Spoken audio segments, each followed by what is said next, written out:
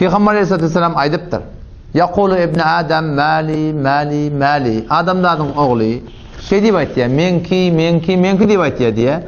Halbuki seninki deyiptir Peygamber Aleyhisselam ki senin bir şey yiyip savanın, o bir de giyip yırtanın, o qalan näme? Huda için kıyamete iyi verenin.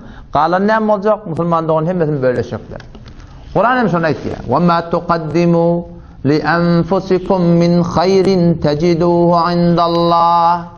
Ol bir dadi köde öňünden iwer ýartyňyz hayırdan, hasanatdan, sadakattan, şonuň sowabını Allah'ın ýanyna tapardyňyz diýen. Idin näkiratlar näme? Idin näkinde hem Müslümanlaryň bölüşjekler.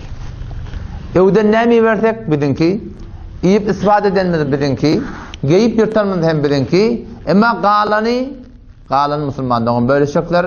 Hemçinan ki geçerlerden biri ýetipdir. Bizden hem gelecekleri ýetjek, ýa şu wagtlar ýetjek.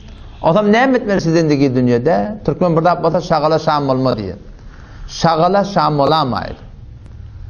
Şu dünýä hasapda başymyzda o dünýämizden gafil bolamaydy. O dünýä gafil bolmajak bolsak näme etmeli bolýar? İslamy wara ýaşamaly. Qur'ana wara ýaşamaly, dine wara ýaşamaly. Eger biz İslamy wara ýaşasak, Qur'ana wara ýaşasak, şonuň bereketine dünýämiz hem abad boljak, ahiretimiz hem abad boljak. Hem bu dünýä hem o dünýä.